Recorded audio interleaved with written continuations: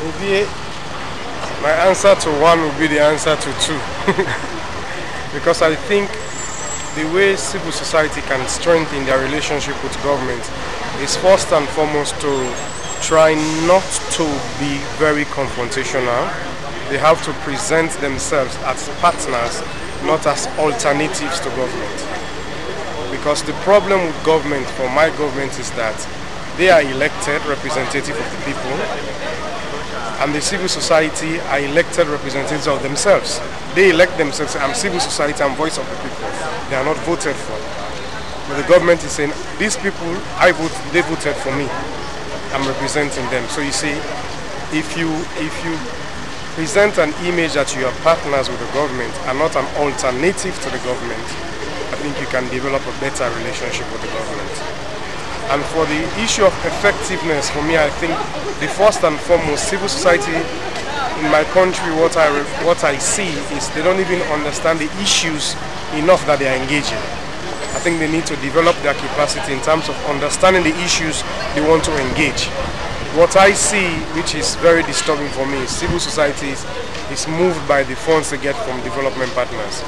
If a partner is interested in this issue, you get a bunch of people coming together and say they are civil society promoting this issue. And most of the time they don't even have the detailed information or the knowledge about what are the real issues that they're talking about.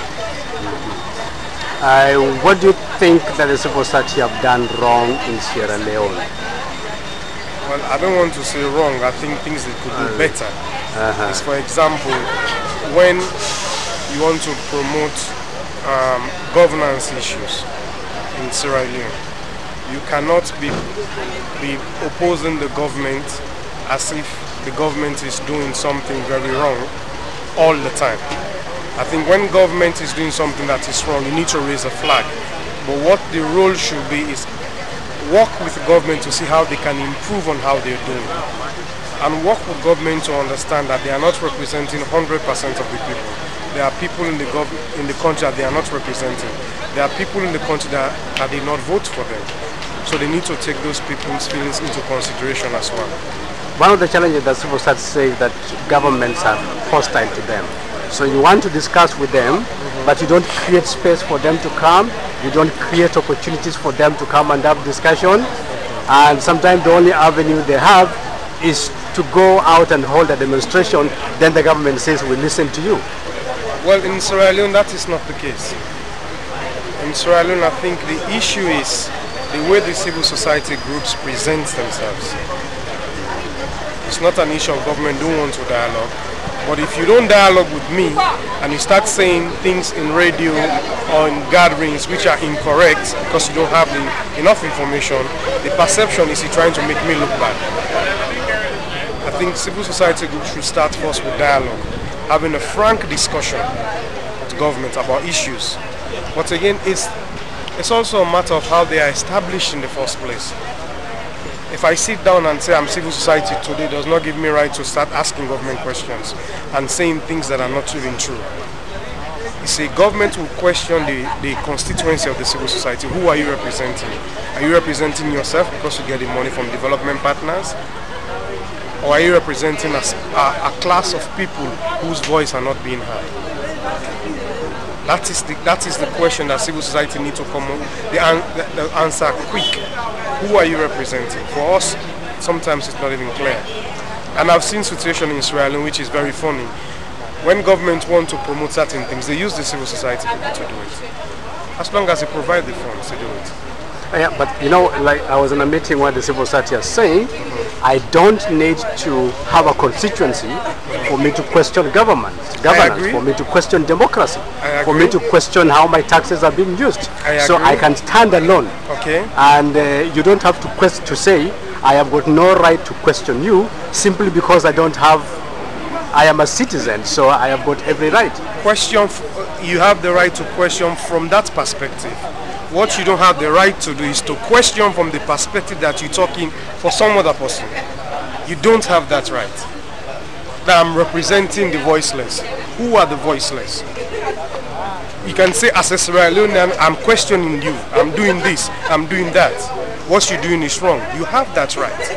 The right that you don't have is create the perception that you're representing a bloc that is not there.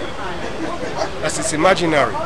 That's the problem. Okay. One of the challenges being raised globally, and which will be discussed at the Open Forum meeting next week, is the laws that are being developed by governments that are making it very difficult for civil society to do their work. What is your again, like I said, I'm not aware of such laws, but again, maybe it's happening in other countries. I cannot tell why they're doing that, but my thinking will be, so maybe some governments don't want civil society to create an uncomfortable position for them. Again, I believe civil society honestly should present themselves as partners to government, not alternatives. I will not think about crushing you if I'm thinking of you as a partner. I only want to stop you from doing what you're doing if you're presenting yourself to me as an alternative. That's the problem. But how do we become partners when I am uncomfortable as government with you criticizing me? No, it's not the criticism for Sierra Leone. I can tell you, it's not the criticism. It's the fact that the criticism is mostly baseless. That's the point. It's not what they're saying or how they're saying. Is the fact that they don't have enough knowledge. So in other words, the civil society lacks capacity for research, capacity for analysis, capacity to present facts. Yes. So they are accusing governments, but they're accusing governments on hearsay. Exactly. Not on facts that they can say here is the evidence. Exactly. But sometimes they say, how do they get those facts when some bills, some acts such as the Freedom of Information limit access to those so facts? Fight for the Freedom of Information Act. Don't give false information to the public. That's misinformation. Fight for the Freedom of Information Act. Don't give false information to the public and create unnecessary chaos.